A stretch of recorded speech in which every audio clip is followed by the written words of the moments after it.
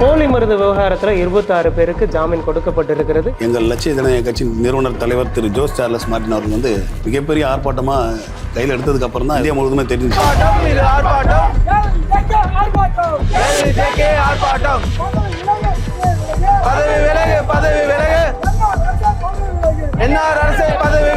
LJK பொறுத்த வரைக்கும் it's infant baby. குழந்தைக்கு எல்லாமே தெரியும், ஆனா பொய் சொல்ல தெரியாது. எங்களுக்கு தெரிஞ்சதெல்லாம் ஒரே ஒரு விஷயம் தான், சொல்லல செயல். நிறைய போலி மருந்துகள்லாம் கொடுக்கப்பட்டு நிறைய எக்ஸ்பைரி மெடிசன்லாம் பிரைமரி ஹெல்த் சென்டர்லையும் ஜிஹெச்லையும் கொடுக்கப்படும் போது புகார் கொடுத்து பல முறை செவிடாக இருந்த காங்கிரஸ் அரசாங்கம் இருந்துச்சு. அதுவும் எங்களுக்கு தெரியும். இது கொலை குற்றம் தான் என்பதை இடைமறித்து சொல்கிறேன். இது கொலை குற்றம் தான், கொலை குற்றவாளியாகத்தான் கருதப்படும்.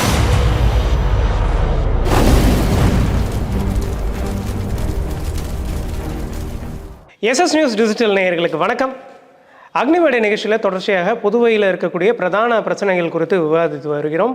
அந்த வகையில் இன்றைய நிகழ்ச்சியில் நாம் போலி மருந்து விவகாரம் தொடர்பாக விவாதிக்க இருக்கிறோம். போலி மருந்து விவகாரத்தில் கைது செய்யப்பட்ட 26 பேருக்கு ஜாமீன் கொடுக்கப்பட்டிருக்கிறது. அடுத்தடுத்து இந்த வழக்கில் என்ன நடக்கப் போகிறது, இது தொடர்பாக இன்றைய விவாதத்தில் நாம் விவாதிக்க இருக்கிறோம். லட்சிய ஜனநாயக கட்சியிலிருந்து பொதுச் செயலாளர் வழக்கறிஞர் பிரபாகரன் அவர்கள் இணைந்திருக்கிறார். பாரதிய ஜனதா கட்சியிலிருந்து திரு சக்திகள் ரவுதரம் அவர்கள் இணைந்திருக்கிறார். காங்கிரஸ் கட்சியிலிருந்து செய்தி தொடர்பாளர் திரு சூசைராஜ் அவர்கள் இணைந்திருக்கிறார். சமூக ஆர்வலர் திரு பஷீர் அவர்கள் நம்மோடு இணைந்திருக்கிறார். விருந்தினர்கள் அனைவருக்கும் வணக்கம். சார், இந்த போலி மருந்து விவகாரத்தில் 26 பேருக்கு ஜாமீன் கொடுக்கப்பட்டிருக்கிறது. இதை லட்சிய ஜனநாயக கட்சி எப்படி பார்க்குறீங்க? இந்த நடவடிக்கைன்னு பார்த்தோன்னா முதல்ல நாங்கள் தான் வந்து இந்த பிரச்சனையை கையில் எடுத்தோம். எங்கள் லட்சிய ஜனநாயக கட்சியின் நிறுவனர் தலைவர் திரு ஜோஸ் சார்லஸ் மார்டின் அவர்கள் வந்து மிகப்பெரிய ஆர்ப்பாட்டமாக கையில் எடுத்ததுக்கப்புறம் தான் இது வந்து பாண்டிச்சேரிக்கோ இல்லை இந்தியா முழுவதுமே தெரிஞ்சிச்சு. அதுக்கப்புறம் நாங்கள் பல பேர் கோரிக்கையை வச்சு எல்லா புதுச்சேரி முழுவதுமாக பெரிய போராட்டம் நடத்தினோம். அந்த போராட்டத்தின் விளைவு தான் கவர்னர் வந்து இந்த வழக்கை வந்து சிபிசிஐலேருந்து சிஐடிக்கும் என்ஐஏக்கும் ட்ரான்ஸ்ஃபர் பண்ணார். அது கடந்த 22 டிசம்பர் மாதம் வந்து பண்ணியிருக்காங்க வச்சுங்களேன். அந்த கோப்பை வந்து நேரடியாக அவரே போய் டெல்லியில் கொடுத்ததாக தகவல் செய்தித்தாள்கள் வந்தது. அதன் அடிப்படையில் அது வந்து சிபிஐ அந்த கேஸை கையில் எடுக்கணும். கையில் எடுக்கிறதுக்கு இடைப்பட்ட காலத்தில் வந்து ஒரு குறிப்பிட்ட டைம் இருக்கும் இல்லையா, அந்த இடைக்காலத்தை வந்து இவங்க தனக்கு சாதகமாக பயன்படுத்தி இந்த பெயிலை வந்து எடுத்திருப்பாங்கன்றது என்னுடைய கருத்து. ஏன் சொல்கிறீங்கன்னா, சிபிஐ வந்து இந்த கேஸ் எடுத்துச்சுன்னா அது பெயில் கொடுக்கறதுக்கு தனியாக சிபிஐ கோர்ட் ஒன்று இருக்கும். அந்த கோர்ட் இன்வெஸ்டிகேஷனில் இருக்கும்போது பெயில் கொடுத்துருக்க மாட்டாங்க. ஸோ அந்த கேஸுக்கு அங்கே ட்ரான்ஸ்ஃபர் ஆகிட போகுது அப்படின்றதுக்காக அவசரமாக இந்த கேஸை வந்து இங்கே பெயில் போட்டிருக்கிறாங்க. அதை வந்து இந்த நீதிபதி கொஞ்சம் கருத்து செஞ்சுருக்கலாம். இன்னொரு கருத்து என்னென்னா, இந்த வழக்கு வந்து பெயிலுக்கு அப்ஜெக்ஷன் அரசு தரப்பு வழக்கறிஞர் வந்து ஸ்ட்ராங் அப்ஜெக்ஷன் தெரிவிச்சிருக்கணும். இப்படி இந்த மாதிரி ஒரு சூழ்நிலை இருக்குது, மிகப்பெரிய சூழ்நிலைன்னு சொல்லிட்டு நீதிபதிக்கு தெரிவிச்சிருக்கலாம். தெரிவிச்சிருந்தா இந்த பெயில் வந்து தள்ளுபடி ஆகிருக்கிறதுக்கு வாய்ப்பு இருக்குது. அது வந்து காப்பாற்ற முயற்சி செய்கிறாங்கன்னு வெளிப்படையாகவே தெரியுதே சார். இது சும்மா சின்ன கேஸு, சண்டை கேஸு, அடித்தடை கேஸு, ஒரு 10 கிராம் 5 கிராம் கஞ்சா திருட்டாலே அவனை 5 நாள் 90 நாள் உள்ள வைக்கிறீங்க. இது இவ்வளோ பெரிய வழக்கு. இது இந்தியா முழுவதுமாக ஆக்சுவலாக சொல்லப்போனால் நம்மளோட மாநில தலைநகரத்தில் கொடுக்கப்பட்ட புகார் இது. அந்த புகாரை வந்து ஒரு ஜட்ஜி வந்து ஒன்று தனக்கு மேலே உள்ள ஜட்ஜிக்கிட்ட ஒரு விசாரணை வச்சு, இல்லை வந்து கேஸை வந்து டேட் போட்டு இல்லை ரிப்போர்ட் வாங்கி அதுக்கப்புறம் இந்த பெயிலை கொடுத்துருக்கலாம். எதன் அடிப்படையில் கொடுத்தாருன்னு தெரில. அந்த அப்ஜெக்ஷனே பார்த்தீங்கன்னா 2-3 அப்ஜெக்ஷன் கேட்டிருக்கிறாங்க. சிபிஐ வந்து விசாரணைக்கு போயிருக்குது, அது போனதுக்கப்புறம் அந்த பெயிலை கொடுக்கலான்னு. அதெல்லாம் கன்சிடர் பண்ணி இந்த பெயிலை வந்து என்னை பொறுத்தவரைக்கும் தள்ளுபடி பண்ணியிருக்கலாம் அப்படின்றது என்னோட கருத்து. ஸோ இதுக்கடுத்து இந்த கைது செய்யப்பட்ட அந்த கட்சி சார்ந்த நபர், என்ஆர் காங்கிரஸ் கட்சி சார்ந்த நபர், அவருக்கு வந்து ஜாமீன் கிடைச்சிருக்கு. இப்போ அடுத்து அவங்க வந்து சாட்சிகளை மறைக்கிறதுக்கான வாய்ப்புகள் இல்லை. என்ஆர் காங்கிரஸ் கட்சி மட்டும் இல்லை சார், அந்த பிஜேபி கட்சி சேர்ந்தவங்களும் அந்த புகைப்படத்தில் இருக்கிறாங்க, கூட்டணியாக இருக்கிறாங்க, கூட பார்ட்னராக இருக்கிறாங்க. எல்லாருமே பொதுவாக விசாரணை செய்யணும் தான் நாங்கள் மனுவை கொடுத்துருக்கோம். நீங்கள் பார்த்துருப்பீங்க, கடந்த ஒரு மாதமாக ஆளுநரிடமோ சிஎம் இடமோ நாங்கள் வந்து மனு கொடுத்துருக்குறோம். என்ன கொடுத்துருக்கோன்னா, பொதுவாக விசாரிங்க, எந்தவித பாகுபாடின்றி, அரசியல் காழ்ப்புணர்ச்சி இன்றி. இப்போ எங்களை கூட சொல்கிறாங்க நீங்கள் வந்து பி டீம் சி டீம்னு, அப்படிலாம் எதுவும் கிடையாது. எங்கள் மாண்புமிகு தலைவர் அவர் என்ன கொடுக்குறாருன்னா, பொதுவாக எல்லாரையும் விசாரிக்கன்னு தான் கொடுக்குறாரு. அதன் அடிப்படையில் தான் நாங்கள் விசாரி சொல்லி மனு கொடுக்குறோம். அந்த மனுவின் அடிப்படையில் தான் முக்கியமாக நாங்கள் கொடுத்த மனு கிட்டத்தட்ட 3000 பேர் நடைபேரணியாக எடுத்துன்னு போய் சேர்ந்து அந்த மனுவை கொடுத்துருக்குறோம் மாண்புமிகு கவர்னர்கிட்ட. அதன் அடிப்படையில் தான் அவர் இந்த கேஸையே என்ஐஏக்கும் சிபிஐக்கும் மாற்றுறாருங்க. அது எல்லாருக்கும் தெரிஞ்சது, அது பேப்பர்லேயே வந்துடுச்சு. ஸோ அந்த சிபிஐக்கு போகிறதுக்கு இடைப்பட்ட காலத்தை இவங்க சாதகமாக பயன்படுத்தி தான் இந்த பெயில் எடுத்துருக்குறாங்க அப்படின்னு சொல்லி வெளிப்படையாக சொல்கிறேன். இதில் சில அரசியல் சூழ்நிலையும் இருக்குது. நீங்கள் சொல்கிற மாதிரி காப்பாற்றுறதுக்கான நடவடிக்கை எடுத்துருக்கலாம், இல்லாமல் இருக்காது. அரசு வந்து அரசு தரப்பு சார்ந்த துறை சம்மந்தப்பட்டவர்கள் தான் அந்த துறையிலையும் வேலை செய்கிறாங்க. என்னோட மிகப்பெரிய கருத்து என்னென்னா, இது சம்மந்தப்பட்ட அரசு வழக்கறிஞர் அப்ஜெக்ஷன் ஸ்ட்ராங்காக கொடுத்துருக்கணும். அது ஏன் கொடுக்கல அப்படின்றது வெளிப்படைத்தன்மை இல்லை. இது என்னோட கேள்வி இல்லை, வழக்கறிஞராக இல்லை. புதுச்சேரியில் இருக்கிற 15-16 லட்சம் மக்களோட கேள்வி இது. அதுக்கு நீதி தான் பதில் சொல்லணும். கண்டிப்பா தொடர்ச்சியாக பேசுவோம். சார் சார் இப்போ இந்த வழக்கில் காங்கிரஸோட நிலைப்பாடு என்ன சார்? இப்போ ஜாமீன் கொடுக்கப்பட்டிருக்கு, காங்கிரஸ் அடுத்து என்ன பண்ண போறீங்க? இல்லை இது முழுக்க வந்து புதுச்சேரி மாநில மக்களை வந்து ரொம்ப கடுமையாக பாதிக்கக்கூடிய ஒரு பெரிய கொடூரமான செயல். இன்றைக்கி தேசம் முழுக்க இன்றைக்கி வந்து புதுச்சேரி மாநிலத்தை உத்து கவனிக்கிறாங்க. நமக்கு புதுச்சேரி மாநில மக்களுக்கு பெரிய தலை குனிவு இது. ஏன்னு சொன்னால் இந்த வழக்கு வந்து கிட்டத்தட்ட ஒரு வட மாநிலங்களில் தான் இதை கண்டுபிடிச்சி டெல்லியில் தான் இதை வந்து வழக்கை பதிவு செய்கிறாங்க. அதன் பிறகு தான் புதுச்சேரி மாநிலத்துக்கு வந்து இதை தெரியப்படுத்துகிறாங்க. இந்த 4.5 வருஷமாக இங்கே இருக்கின்ற இந்த சுகாதாரத்துறை, இங்கே இருக்கின்ற பிஜேபி என்ஆர் கூட்டணி அரசாங்கம் இது சம்பந்தமாக எந்த விதமான ஒரு நடவடிக்கையுமே இல்லை. இந்த மருந்து கம்பெனி, இந்த போலி மருந்து கம்பெனிங்க வந்து உருவாக்குறதுக்கு யார் வந்து அந்த labour department, municipality, pollution control எதுவுமே எந்த விதமான கண்காணிப்புமே இல்லை. மருந்து கட்டுப்பாட்டு துறைன்னு ஒன்று இருக்குது, அவங்க என்ன பண்ணுறாங்க? ஆனால் பல ஆயிரம் கோடிக்கணக்கான ரூபாய் வந்து இதில் வந்து கையாடல் நடந்திருக்குது, முறைகேடு நடந்திருக்குதுன்றது இன்றைக்கி வந்து வெட்ட வெளிச்சமாக தெரிஞ்சு போச்சு. ஒரு சாதாரண ஒரு படிப்பறிவு இல்லாத ஒரு குற்றவாளியை கூட எவ்வளோ காலம் வந்து சிறையில் இருக்கணும்னு ஒரு கண்டிஷன் இருக்குது. ஆனால் இன்றைக்கி இந்த சிறைக்கு போயிருக்கிற கைது செய்யப்பட்டிருக்கின்ற இந்த குற்றவாளிகள் எல்லாருமே பெரிய படித்த மருந்து துறையில் பெரிய ஆளுநர்கள், ஐஎஃப்எஸ் படித்தவங்க, இந்த மாதிரி பெரிய பெரிய அதிகாரிகள்லாம் நடந்திருக்கிறாங்க. இவங்க கூட சம்மந்தப்பட்டவங்க எல்லாருமே வந்து புதுச்சேரி மாநிலத்தினுடைய ஆளுமைக்கு உட்பட்ட ரொம்ப நெருக்கமானவங்க. மாண்புமிகு சட்டப்பேரவை தலைவரோடு நெருக்கமாக இருக்கிறவங்க, மாண்புமிகு முதலமைச்சரோடு, மாண்புமிகு அமைச்சர்களோடு, மாண்புமிகு மத்திய பாரதிய ஜனதா அமைச்சர்களோடு ரொம்ப நெருக்கமாக இருக்கக்கூடிய இந்த போலி மருந்து இந்த குற்றவாளிகள் எல்லாம் ஏதோ ஒரு பெரிய சதித்திட்டத்தோடு இந்த புதுச்சேரி மாநிலத்தை வந்து கொள்ளையடிக்கின்ற ஒரு நோக்கத்தோட அப்பாவி மக்களுடைய உயிரோடு விளையாடுகின்ற இந்த பெரிய கொடூரமான செயலுக்கு கடுமையான தண்டனை கொடுக்கணும். ஆனால் இதுக்கு மத்தியில் இருக்கின்ற பாரதிய ஜனதா அரசாங்கமும் புதுச்சேரியில் இருக்கின்ற அவருடைய சரியான ஆளுமை இல்லாத ஒரு அரசாங்கமும் இந்த குற்றவாளிகளை காப்பாற்றுறதை நாங்கள் வந்து வன்மையாக கண்டிக்கிறோம். இதனால் ஏகப்பட்ட அப்பாவி பொதுமக்கள், ஏழை எளிய மக்கள் எல்லாம் இந்த போலி மருந்தால் பாதிக்கப்பட்டிருக்கிறாங்க. இதனுடைய விளைவு எவ்வளோ பேர் பாதிக்கப்பட்டிருக்கிறாங்க, எவ்வளோ இறப்பு வந்திருக்கிறது இதுவரைக்கும் யாருக்கும் தெரியாது. இன்றைக்கு புதுச்சேரி மாநிலம் மட்டும் இல்லை, வெளி மாநிலங்கள் எங்கே போனாலும் உங்கள் ஊர் மருந்தை நாங்கள் வாங்கவே மாட்டோம், அந்த அளவுக்கு ஒரு பெரிய தலைக்குனிவு ஏற்பட்டிருக்கு. இது எல்லாருக்குமே தெரியும். ஆனால் இதில் ஒரு விவகாரம் என்னன்னா, போன ஆட்சி காலத்தில் நீங்கள் தான் அனுமதி கொடுத்தீங்க அப்படின்னு சொல்லப்படுது. ஏங்க, ஒரு ட்ரேடு லைசன்ஸு வாங்குறது யார் வேணுமோ வாங்கிக்கலாம். ஒரு டிபார்ட்மெண்ட்டில் ஒரு டிரைவிங் லைசன்ஸ் வாங்குறது யார் வேணுமோ ஆர்டிஓவில் வாங்கிக்கலாம். அந்த டிரைவிங் லைசன்ஸ் வாங்குறவங்க வந்து ஒரு ஆக்சிடென்ட் பண்ணிட்டானா அதுக்கு வந்து டிரான்ஸ்போர்ட் மினிஸ்டர், கவர்னர், முதலமைச்சர்லாம் பொறுப்புன்னு சொல்ல முடியுமா? இது ட்ரேட் லைசன்ஸ் யார் வேணா போய் வாங்கலாம். இது டிபார்ட்மெண்ட் லெவலில் நடக்கிற வேலை இது. ஆனால் இந்த 4.5 ஆண்டு காலம் நோ இது வந்து இந்த எக்ஸைஸ் போன்றது ஒரு பெரிய பெரிய நிறுவனங்களுக்கு கொடுக்கறதுக்கு தான் வந்து அது வந்து சிஎம் அந்த சம்மந்தப்பட்ட துறை அமைச்சர்கிட்ட போகும். இதெல்லாம் வந்து சாதாரண ட்ரேட் லைசன்ஸ் கேட்டரில் வர்றது இதெல்லாமே. ஆனால் இந்த லைசன்ஸ் நோ இவங்க ட்ரேடு லைசன்ஸுன்னு போட்டு தான் இவங்க வந்து ஃபைல் பண்ணியிருக்காங்க. இது வரைக்கும் முறையான ஜிஎஸ்டி கிடையாது, இது முறையான ரெனிவல் கிடையாது, முறையான முனிசிபாலிட்டி லைசன்ஸ் கிடையாது, முறையான லேபர் கண்ட்ரோலில் அந்த லேபர் எவ்வளோ பேர் வச்சுருக்கின்ற அந்த எந்த சர்டிஃபிகேட்டுமே இல்லாமல் கிட்டத்தட்ட இந்த 4.5 ஆண்டு காலம் இவங்க வந்து ரன் பண்ணது பெரிய கொடூரம், பெரிய கொடுமை. இது வந்து பட்டவர்த்தனமாக தெரியுது.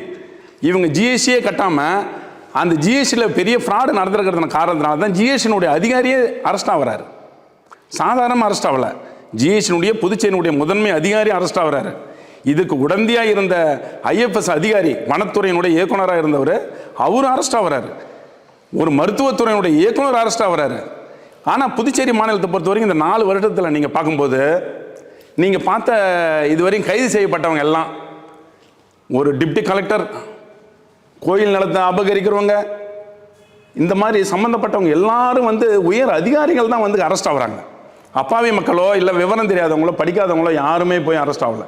பாரதிய ஜனதாவுடைய நேரடி தொடர்பு இந்த குற்றவாளிகளுக்கு இருக்குதுன்றது பட்டவர்த்தமாக தெரியுது.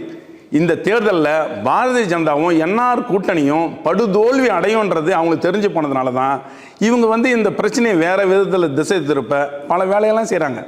ஆனால் மக்கள் எல்லாம் பார்த்து கொண்டிருக்கிறார்கள். இந்த பிரச்சனை வந்து பூதாகாரமாக வெடிக்கும், புதுச்சேரி மாநிலத்தில் இந்த ஆட்சியை அப்புறப்படுத்தக்கூடிய பெரிய அஸ்திரம் இந்த போலி மருந்து விவகாரம். இந்த போலி மருந்து விவகாரத்தாலே இந்த ஆட்சிக்கு மட்டுமல்ல, மத்தியில் இருக்கின்ற பாரதிய ஜனதா ஆட்சிக்கும் ஆபத்து ஏற்படும். ஏனென்று சொன்னால், மத்தியில் இருக்கின்ற நிர்மலா சீதாராமன் என்கின்ற நிதியமைச்சர் கூட இதில் சம்பந்தப்பட்டிருப்பாரோ என்ற அச்சம் வந்திருக்கிறது. போலி மருந்தினுடைய அதிபர் ராஜா என்கின்ற வள்ளியப்பன் நெருக்கமாக போய் அவங்களோட போய் சந்தித்திருக்கிறார். கடன் உதவி பெற்றிருக்க முயற்சி செய்திருக்கிறார். அதற்கு பரிந்துரை செய்வதற்காக மாண்புமிகு சட்டப்பேரவை தலைவர் உடன் இருந்திருக்கிறார். இதெல்லாம் ஆளுங்கட்சி வட்டாரத்தில் இருக்கக்கூடியவர்கள். நீங்கள் இப்போது கைது செய்யப்பட்டிருக்கின்ற மரியாதைக்குரிய முன்னாள் IFS அதிகாரி சத்தியமூர்த்தி அவர்கள் கூட பாரதிய ஜனதாவுடைய மாநில தலைவராக வரக்கூடியவர், மாநிலத்தினுடைய முதலமைச்சர் வேட்பாளர், இப்படியெல்லாம் தன்னை விளம்பரப்படுத்தி கொண்டு ஆளுநரையே அழைத்து சென்று பிரதமர் மோடி அவருடைய பிறந்தநாள் விழாவை பாகூரில் வெகு சிறப்பாக கொண்டாடினார். அடுத்த 60 நாள் ஜெயிலுக்கு போயிட்டார். இது எவ்வளோ பெரிய கொடுமை! மக்களை ஏமாற்றி, மக்களுடைய உயிரோடு விளையாடி, மக்களுக்கு பாதிப்பை ஏற்படுத்தியிருக்கின்ற இந்த போலி மருந்து விவகாரம் இந்த ஆட்சிக்கு பெரிய கேடு, இந்த ஆட்சிக்கு பெரிய இழிவு, இந்த ஆட்சியை அப்புறப்படுத்துகின்ற செயல் இது. இதை புதுச்சேரி மக்கள் பார்த்து கொண்டு சும்மா இருக்க மாட்டார்கள். இந்த ஆட்சியை அப்புறப்படுத்துகின்ற பெரிய அஸ்திரம் இந்த போலி மருந்து விவகாரம். இதை சாதாரணமாக விட மாட்டோம். நாங்களும் இதை எதுவரை இந்த போராட்டத்தை நாங்கள் மக்களிடத்தில் கொண்டு செல்வோமோ அதுவரை கொண்டு செல்வோம். எங்கள் தலைவர் ராகுல் காந்தியிடம் இதை நாங்கள் சொல்லியிருக்கின்றோம்.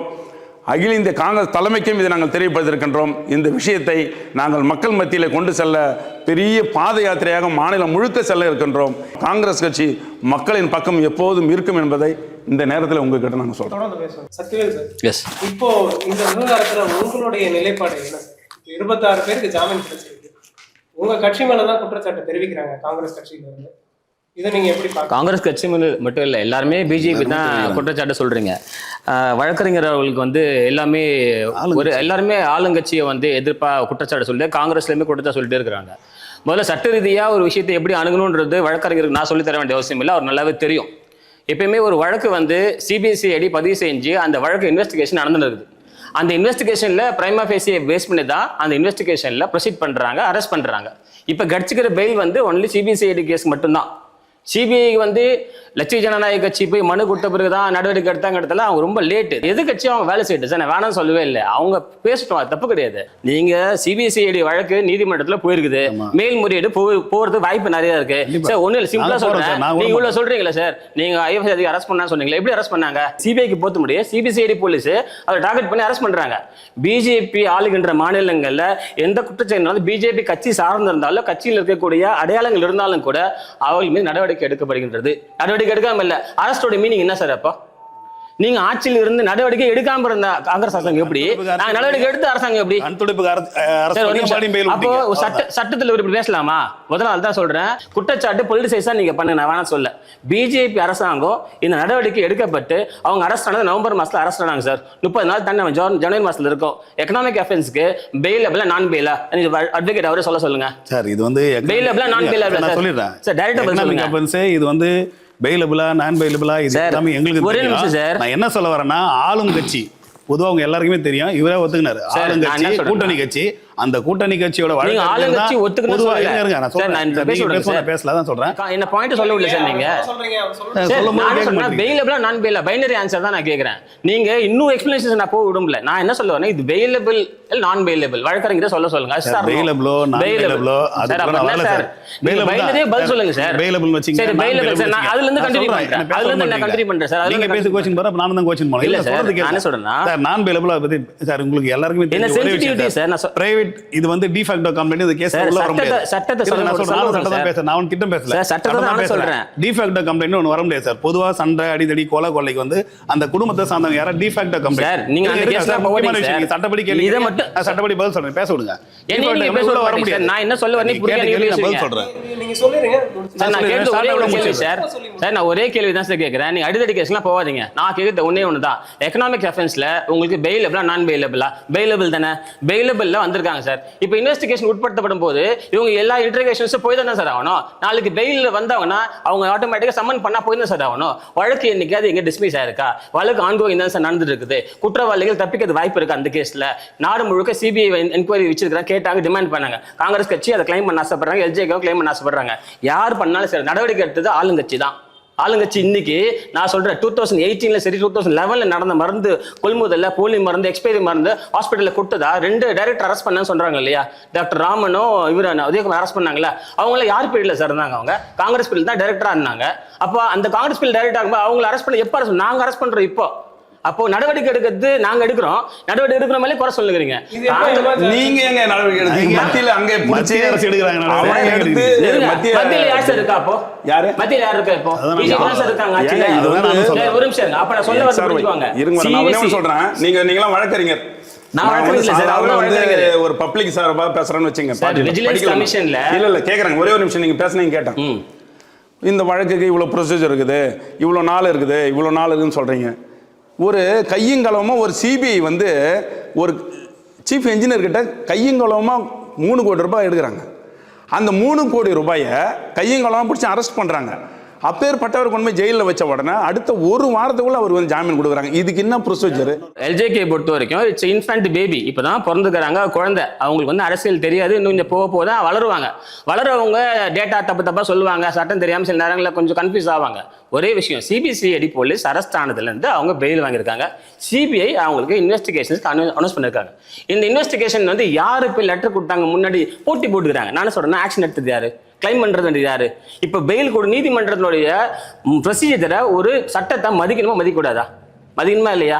இப்ப நீங்க போயிட்டு அட்வொகேட் வந்து கோர்ட்ல போயிட்டு இந்த சாட்சிகளை கலைக்க வாய்ப்பு இருக்குன்னு சொல்லிட்டு நீங்க ப்ரீ ஜட்ஜ்மெண்ட் நீங்க போய் பண்ணீங்கன்னா ஆட்டோமேட்டிக்கா திருப்பி அரெஸ்ட் பண்ண முடிஞ்சு அரெஸ்ட் பண்ண முடியும், அவங்களுக்கு இன்ட்ராகேஷனுக்கு உட்படுத்த முடியும், அவங்க மேல இன்வெஸ்டிகேஷன் திரும்பி ஃபர்தர் சிபிஐ நடக்க தான் போகுது. இது நடக்காம இல்ல. இவங்க என்ன நினைக்கிறாங்கன்னா இந்த கேஸை வந்து ஆளுங்கட்சி மூடி மறைச்சிருவாங்கன்னு நினைக்கிறாங்க. மூடி மறைக்கிற விஷயம் இது கிடையாது. டிரான்ஸ்பரன்சி இருக்கிறதுனால தான் இப்போ வரைக்கும் இந்த ஆன்கோயிங் கேஸை பிஜேபி சார்பா மீடியால ரெப்ரசென்ட் பண்ணிட்டே இருக்கோம். இப்போ வரைக்கும் ஒன்ஸ் சிபிஐ ஹேண்ட்ல போயிடுச்சுன்னா இதுல இருந்து எந்த உண்மையும் வராது. சிபிஐ ஹேண்ட்ல அப்பனா நான் சொல்றேன், நான் டைரக்டா பொலிட்டிக்கல் क्वेश्चन கேக்குறேன்.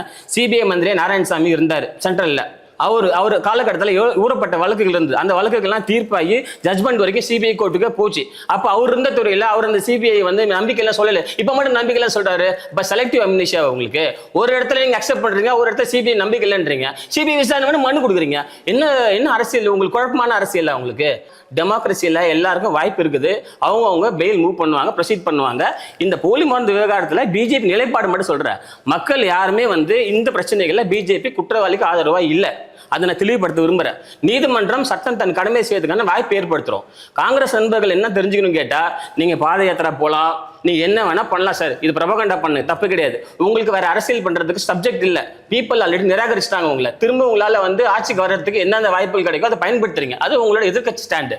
பட் பீப்புள் ரெகக்னைஸ் பண்ண என்டிஏ கூட்டணி அரசாங்கம் மீண்டும் தேர்தல் சந்திக்கும். போலி மருந்து விவகாரத்துல சட்ட ரீதியான நடவடிக்கை எடுக்கப்படுகின்றது. அந்த நடவடிக்கை தொடர்ந்து எடுத்துக்கொண்டே இருப்போம்.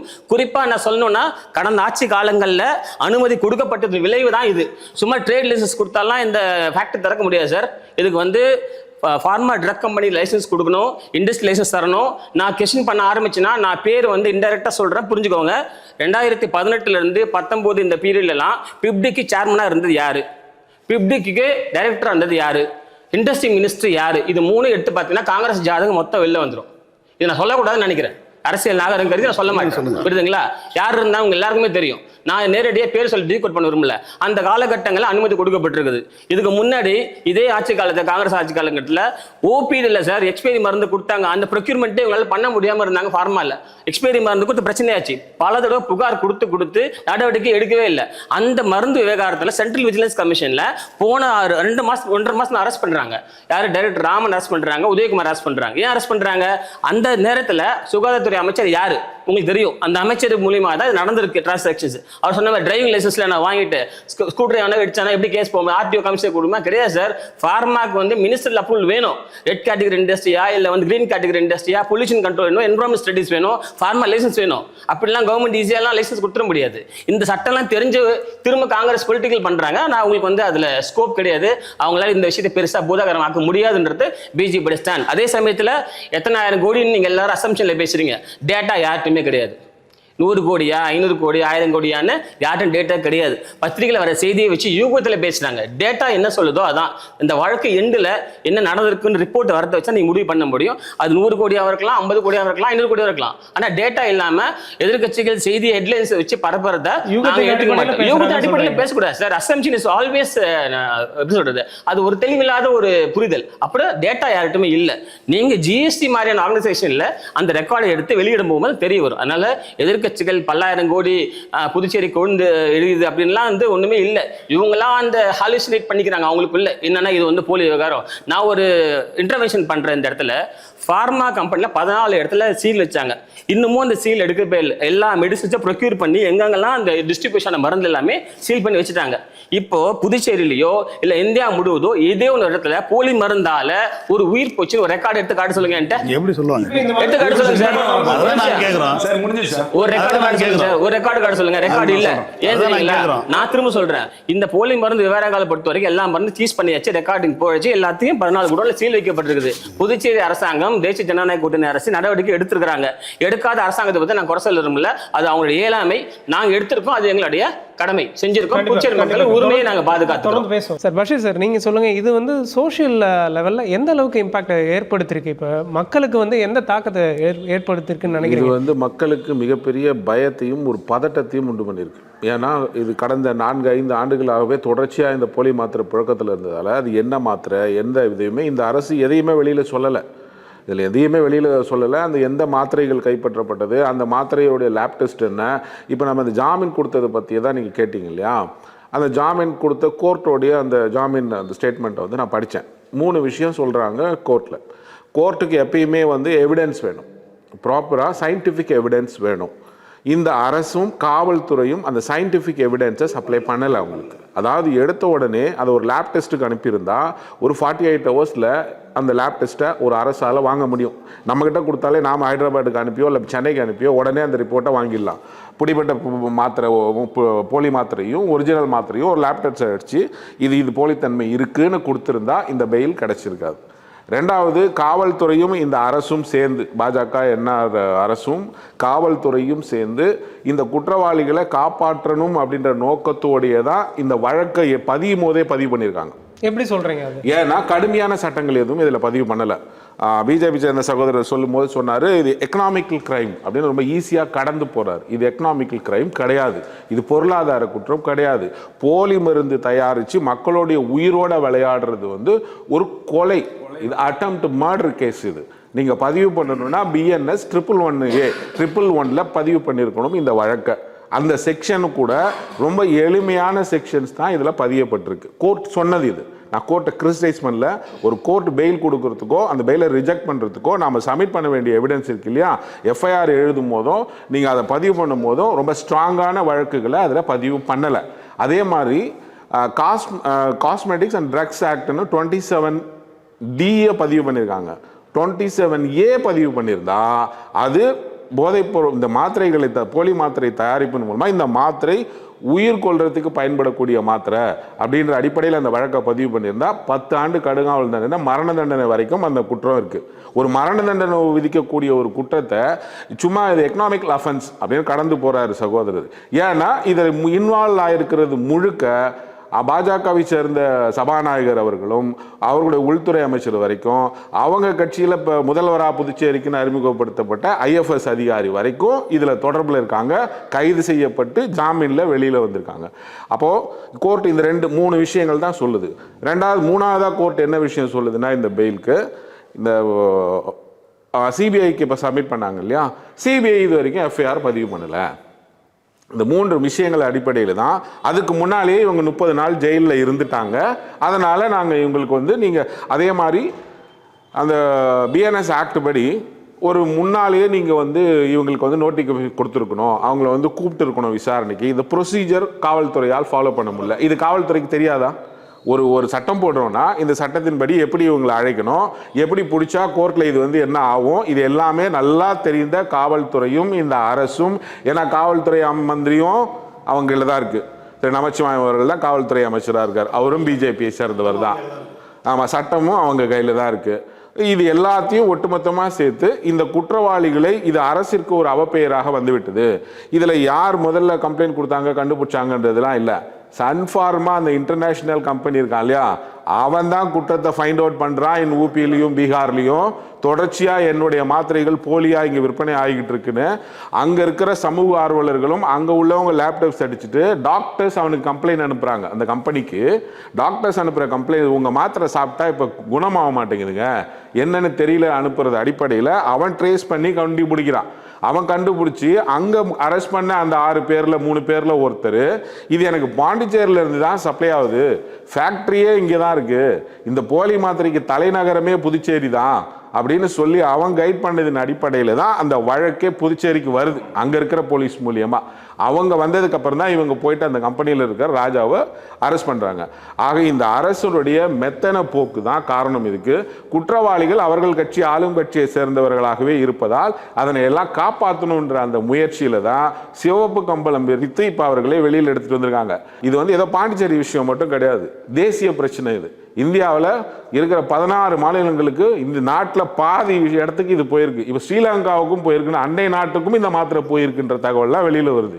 அப்போ இது வந்து ரொம்ப சாதாரணமாக கடந்து போகிற விஷயம் இல்லை, ஒட்டுமொத்த மக்களுடைய உயிருக்கும் விடப்பட்டிருக்க சவால் இது. இதில் ஒரு சில தொடர் ஒரு கேள்வி கேட்டார், யாரோ ஒருத்தர் இறந்துருக்காங்களா அப்படின்னு. இது வந்து எப்படி இருக்குன்னா சிறுபிள்ளைத்தனமாக இருக்குது. போலி மாத்திரை என்பது நீங்கள் எதுவுமே பண்ண வேணாங்க, ஒரு சர்க்கரை இருக்குல்ல, சர்க்கரையை பவுடர் ஆக்கி மாத்திரையா பண்ணி மேலே லேபிள் பண்ணிட்டீங்கன்னா சர்க்கரை சாப்பிட்டா எதாகும் உங்களுக்கு? இல்லை எந்த டேஸ்ட் இல்லாத ஒரு பவுடரை மாத்திரை ஆக்கிட்டு மேலே லேபிள் பண்ணி இந்த பிராண்டுன்னு எழுதி கொடுத்துட்டா இந்த மற்ற எதில் போலி இருந்தால் கூட மன்னிச்சிடலாம், அதை நாமளே ஓரளவுக்கு ஃபைண்ட் அவுட் பண்ணலாம். உணவுப் பொருட்களில் கலப்படம் போலின்னா இதில் என்ன பிரச்சனைனா, டாக்டர் எழுதுகிற ப்ரிஸ்கிரிப்ஷன் இருக்குல்ல, அதை என்ன எழுதுறான்னு கூட இந்த மக்களுக்கு தெரியாது. யாருக்கும் படித்தவனுக்கே அது என்ன மாத்திரைன்னு படிக்க தெரியாது. மெடிக்கலில் போய் கொடுத்தா அவன் இதை தான் கொடுத்தானான்னு பார்க்க தெரியாது. அப்படியே வாங்கிட்டு வந்து நம்பிக்கையின் அடிப்படையில் அந்த மாத்திரையை முழுங்கிக்கிட்டு இருக்கோம். அதில் வந்து ஒரு போலி மாத்திரையை அடித்து அதில் கோடி கோடியாக சம்பாரிச்சுட்டு, அதில் சம்பாரிச்சவர் சபாநாயகர் கூடயே உள்ள சுற்றி நிற்கிறாரு சட்டசபை உள்ள, அவரை கூப்பிட்டுட்டு போய் 100 கோடி ரூபாய்க்கு கடனுக்கு வந்து மத்திய அமைச்சர்கிட்ட கொண்டு போய் அறிமுகப்படுத்தி வைக்கிறீங்க. இவ்வளவையும் செஞ்சுட்டு அவன் மாட்டிக்கிட்ட உடனே எனக்கும் அதுக்கும் எதுவும் தெரியாது, நாங்கள் வந்து ஏதோ ஒரு கடன் கேட்டாரு கூட்டுட்டு போனோம் அப்படின்னு சொல்றது இல்லை. அந்த ராஜா என்ற வள்ளியப்பன் மீது ஏற்கனவே பல மாநிலங்களில் இந்த போலி மாத்திரை வழக்கில் அவர் கைது செய்யப்பட்டிருக்கார். அவர் வந்து இதுக்கு முன்னால் பாண்டிச்சேரியிலும் அவர் மேலே வழக்கு பதியப்பட்டிருக்கு. அப்போ இது ரொம்ப எளிமையாக இது ஈஸியாக கடந்து போகிறாங்க. அதே மாதிரி சிபிஐக்கு கொடுத்துருக்கோம், நாராயணசாமி அவர்கள் வந்து முன்னால் சிபிஐ அமைச்சராக இருந்தார் அப்படின்னு சொன்னாங்க இல்லைங்களா. நான் என்ன சொல்ல வரேன்னா, அப்போல்லாம் சிபிஐயாக செயல்பட்டது, தனியான அமைப்புகளாக செயல்பட்டது. ஒருத்தரை மிரட்டணும்னா இந்த டிபார்ட்மெண்ட் எல்லாம் வரும், அங்கே ரொம்ப சரியாக செயல்படும். ஆனால் இவங்க ஆட்களே ஒருத்தரை மாட்டிக்கிட்டாருன்னா இந்த மாதிரி காப்பாற்றக்கூடிய அனைத்து முயற்சிகளும் நடக்கும். இந்த போலி மாத்திரை விவகாரத்தில் நான் ரொம்ப ஸ்ட்ராங்காக பதிவு பண்ணுறேன், இந்த பாஜக ஆளக்கூடிய இந்த நாட்டிலையும் புதுச்சேரியில் பிஜேபி என்ஆர் அரசிலும் இதற்கு எந்த தீர்வும் கிடைக்காது. மக்கள் மன்றத்தில் மட்டும்தான் இதற்கு தீர்வு கிடைக்கும். ஏன்னா அத்தனை துறைகளும் அவர்கள் வசம் இருக்கிறது. அவர்கள் என்ன சொல்கிறார்களோ அதை மட்டுமே செய்யக்கூடிய ஏவல் துறைகளாக தான் இந்தியாவில் அனைத்து துறைகளும் செயல்படுகிறது. முதல் கட்டமாக என்னுடைய கருத்தை பதிவு பண்ணிக்கிறேன். ஒரு சாமானியராக ஒருத்தர் வந்து கேட்குறாங்க, இப்போ நான் இந்த மருந்து சாப்பிட்டேன், இது போலி மருந்தா அப்படின்ற ஒரு டவுட் வரும்ல. ஆமா, இதை வந்து எப்படி அவங்க கன்ஃபார்ம் பண்றது? இப்போ மக்களால இது முடியாது, மக்களால முடியாது. இதுக்கு தான் நான் சொன்னேன், தெலுங்கானா கவர்மெண்ட் என்ன பண்ணியிருக்காங்கன்னா, போலி மாத்திரை வந்ததுக்கு அப்புறம் அந்த மாத்திரைகள் எல்லாம் எடுத்து இந்த மாத்திரையில என்னென்ன டிஃபால்ட்ஸ் இருக்கு, என்னென்ன பிரச்சனை, எது போலி எது எதுன்ற அரசு இதற்கு வெள்ளை அறிக்கை வெளியிட்டு இருக்க வேண்டும். இவ்வளவு நாள் மாட்டின உடனே மக்கள் பதட்டப்படாதீங்க, நாங்கள் எல்லா கடையிலையும் மாத்திரை எடுத்துட்டோம், இந்த மாத்திரை பேர் தான் எடுத்திருக்கோம், இந்த மாத்திரையை சாப்பிட்ட யாருக்காவது பிரச்சனை இருக்கா என்கிட்ட வாங்க, இல்லை இந்த மாத்திரை நீங்க கையில வச்சிருந்தா அதை எடுத்துட்டு வந்து போலீஸ் கிட்ட கொடுங்க, நாங்க அது உண்மையா பொய்யான்னு பாக்குறோம். இது எல்லாம் செய்ய வேண்டியது இந்த அரசனுடைய. ஆனா இன்றைய வரைக்கும் அந்த அரசு அதை செய்யல. இன்னைக்கு கோர்ட்ல பெயில கொடுத்துட்டு பெயிலே அதை எக்ஸம்ஷன் வச்சு தான் கொடுக்குறான். நீங்க லேப் டெஸ்டே கொடுக்கல, சயின்டிபிக் பூர்வமா அதை கொடுக்கல, இது வந்து ஒரு ஆர்கனைஸ்டு கிரைம். அந்த செக்ஷன்ல வழக்கு இந்த நேரத்தில் ஒரு பதிவு சொல்லுவாங்க, மருத்துவ துறை சம்பந்தப்பட்ட மெடிக்கல் ஆகிறாங்கல்ல, மருந்தக அந்த மருந்தக ஊழியர் 3 பேர் வந்து பேட்டி கொடுக்குறாங்க. சார் என்ன கொடுக்குறாங்க, மருந்துலாம் எங்கள் கடையில் இருக்குது, எந்தெந்த மருந்து வந்து போலி எதுன்னு எங்களுக்கே தெரியல, இதை வந்து ஆய்வு செய்து நடவடிக்கை எடுங்க, இல்லைன்னா நாங்கள் போராட்டம் பண்ணணும்னு சொல்கிறாங்க. அவங்க 3 பேர் மறுநாள் என்ன ஊருக்கு போனாங்கன்னு தெரியல. அப்படியே ஆஃப் பண்ணிட்டாங்க. முடிச்சிடுறேன் நான். அப்படிதான் இது நடக்குது. இது மக்களுக்கு வந்து அப்பாவிங்க படிச்சு நமக்கே தெரியாது என்ன மாத்திரை முழுங்குறோன்னு. நார்மலா 70-80% ஆஃப் த பீப்புள் வந்து தலைவலிக்கு சாதா ஒரு காய்ச்சல் ஜுரத்துக்கு இந்த மாத்திரை எங்க அதிகமா புழக்கத்தில் விடப்படுது, எந்த மாதிரியான மாத்திரைகள், இது வந்து 2 மாத்திரை 3 மாத்திரை சொல்றாங்கல்ல, எங்களுக்கு அதுலயே நம்பிக்கை இல்லை. ஏன்னா இங்க உள்ள பல மாத்திரைகள் செய்யப்பட்டிருக்கிறது. இந்த அனுமதி கொடுத்ததுல கூட ஒரு கேள்வி கேட்டிருந்தாங்க, இது அந்த பீரியட்ல கொடுத்தப்பட்டதா, இந்த பீரியட்ல. நாங்க அந்த டிபேட்க்கு போகல. எந்த பீரியட்ல கொடுக்கப்பட்டிருந்தாலும் ஆய்வு செய்ய வேண்டியது கரண்ட்ல இருக்க வேண்டிய அரசுடைய கடமை. எதற்கு எடுத்தாலும் இது அந்த அவங்க கொண்டு வந்த திட்டம், அவங்க செயல்படுத்தின திட்டம் அப்படின்னு சொல்றதுக்கு நீங்க எதுக்கு ஆட்சிக்கு வந்தீங்க? நான் சாதாரண மக்களா என்னுடைய கேள்வி, நீங்க எதுக்கு ஆட்சிக்கு வந்தீங்க? இதெல்லாம் கண்டுபிடிக்க வேண்டியதும் சரி பண்ண வேண்டியதும். ரெண்டாவது, அந்த கம்பெனியே வந்து ஒரு ஃபார்மா சன் ஃபார்மசி அப்படின்ற பேர்ல ஒரு கம்பெனியை ஆரம்பிக்கும். அதுக்கு அனுமதி எந்த அரசு வேணாலும் கொடுத்துரும். அதுக்கப்புறம் உள்ள என்ன செய்யறான்றது இந்த ட்ரக்ஸ் கண்ட்ரோல் டிபார்ட்மெண்ட்டும் உள்ள போய் தினம் பார்க்கல. ஒவ்வொரு பேட்ச் நம்பரையும் செக் பண்ணி கொடுக்கணும் ட்ரக் கண்ட்ரோல் டிபார்ட்மெண்ட்ல இருந்து, அதையும் போய் செய்யல. இது எல்லாம் தொடர்ச்சியா நடந்துகிட்டு இருக்கிறப்போ அவர் யாரோட நெருக்கமா இருக்கார், எந்த அரசோட கூடயே இருக்கிறார், யாரோட பயணிக்கிறார், யாரை காப்பாற்றுறதுக்கான முயற்சிகள் அங்கே நடைபெற்று கொண்டிருக்கிறது, இது எல்லாமே பார்க்க வேண்டியது இருக்கு. இந்த அரசு இதுவரைக்கும் வெள்ளை அறிக்கையே வெளியிடல. அவர் சொன்ன மாதிரி உயிர் போயிடும் சொன்னாங்கல்ல, உயிர் போவாதுங்க. உயிர் போவாது. எப்போ போகும்னா இது ஸ்லோ பாய்சன் மாதிரி. எதற்காக நான் செத்தனே எனக்கு தெரியாது. ஏன்னா நான் பிபிக்காக ஒரு மாத்திரை சாப்பிட்றேன்னா அந்த மாத்திரை என் பிபியை அளவில் வைக்கணும், குறைக்கணும். அது எதுவுமே பண்ணாது அப்படின்னு சொன்னாலும் அது கொலை தான்.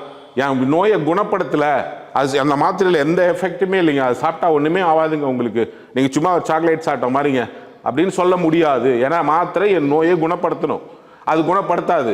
அது என்னோட நோய் எனக்கு தெரியாமே அதிகமாக நானும் மாத்திரை போட்டுக்கிட்டு தானே இருக்கேன் அப்படின்னு தான் நான் நினச்சின்னு இருப்பேன். ஆனால் என்னோட நோயை அதிகப்படுத்தி என்னை கொண்டுடும். அப்போ இது வந்து ஒரு ஸ்லோ பாய்சன். இது ரொம்ப டெக்னிக்காக இதை பண்ணியிருக்காங்க. இதுக்கு அந்த சன் ஃபார்மா நிறுவனமே இருக்கு இல்லைங்களா, அவங்க இன்டர்நேஷ்னல் லெவலில் அந்த தொழிலை பண்ணக்கூடிய நிறுவனம். அந்த நிறுவனம் ஒரு ஆய்வறிக்கையை வெளியிட்டிருக்காங்க. அவங்க அங்கே பிடிச்ச மாத்திரைகள்லாம் எடுத்து அவங்க இந்த மாத்திரை போலி தான், என்னென்ன அதில் குறைபாடுகள் இருக்குன்னு ஒரு ஆய்வறிக்கையும் இருக்குது. நான் வேணா உங்களுக்கு கொடுக்குறேன். அவங்க அந்த ஆய்வறிக்கையில் 3 விஷயத்தை முக்கியமாக சொல்கிறாங்க. இதற்கு பயன்படுத்தக்கூடிய இந்த மூலப்பொருட்கள் எல்லாம் தரமற்ற மூலப்பொருட்கள் பயன்படுத்தப்பட்டிருக்கு, ரொம்ப குறைவான விலையில் இருக்கிற மூலப்பொருட்கள் பயன்படுத்தப்பட்டிருக்கு. ரெண்டாவது முக்கியமாக அவங்க சொல்கிற ஒரு காரணம், இந்த மாத்திரையை ஒரு மாத்திரையோடைய எஃபெக்ட் எப்படி கண்டுபிடிக்கிறாங்கன்னா, தண்ணியில் போட்டாங்கன்னா அதனுடைய அந்த கரைதல் தன்மை இருக்குல்ல, எவ்வளோ நேரத்தில் அது கரையுதுன்றது ரொம்ப முக்கியம். ஏன்னா அப்போ தான் உடம்புக்குள்ளே போய் ஃபுல்லாக டைஜஸ்ட் ஆகும். அதுலேயே இந்த மாத்திரையெல்லாம் ஃபெயிலு. இவன் அங்கே பிடிச்ச மாத்திரையில் எல்லாமே அதுலேயே அந்த டெஸ்ட்டில் ஃபெயிலு. ஆனால் இவங்க வந்து ரொம்ப திறமையாக மேலே அட்டையெல்லாம் ரொம்ப தெளிவாக அடிச்சிருக்காங்க. QR கோடில் அவங்க வந்து 3D QR கோட் போட்டிருக்காங்க அந்த கம்பெனி. அதை கூட ரொம்ப தெளிவாக பண்ணியிருக்காங்க. ஒரு டெக்னிக்கல் டீமையே வச்சுக்கிட்டு ரொம்ப திறமையாக அந்த மாத்திரையாச்சு. அதற்கு இங்கே முட்டு கொடுக்கக்கூடிய சிலர் என்ன பண்ணுறாங்க, இந்த NR BJP அரசில் இருக்கவங்க, அது அந்த மாத்திரையில் ஒன்றுமே பிரச்சனை இல்லைங்க, அது அதே ஃபார்முலாவை அப்படியே எடுத்து அப்படியே அதே மாதிரி செஞ்சு கொடுத்துக்கிறாங்க. யாரோ ஒருத்தர் சேர்த்தாங்களா காட்டுங்க அப்படின்னு பச்சை புள்ள மாதிரி கேட்குறாங்க. நாங்கள் அவங்களுக்குலாம் சொல்லிக்கிறோம், உங்கள் வீட்லேயும் மாத்திரை சாப்பிட்ருப்பாங்க, உங்கள் வீட்லேயும் பிபி சுகர் இருக்கிறவன் இருப்பான், ஹார்ட் டிசீஸ் இருக்கிறவன் இருப்பான், கேன்சர் டிசீஸ் இருப்பான், மெடிக்கலில் வாங்கி சாப்பிட்றவன் உங்கள் கட்சியிலையும் இருப்பான். முட்டு கொடுக்கலாம் ஒரு கட்சிக்கு, ஆனால் முரட்டு முட்டா கொடுக்கக்கூடாது. இது மிகப்பெரிய அயோக்கியத்தனம். மக்களுடைய நம்பிக்கையின் பேர்லையும் அவர்களுடைய உயிரோடையும் விளையாடி இருக்கிறது இந்த அரசு. இதற்கு இவர்கள் பதில் சொல்லியே தீர வேண்டும். காப்பாற்ற முயற்சி செய்கிறது குற்றவாளிகளை. அந்த அடிப்படையில் தான் இந்த 18 பேருக்கும் ஜாமீன் 26 பேருக்கும் கிடைச்சிருக்கு.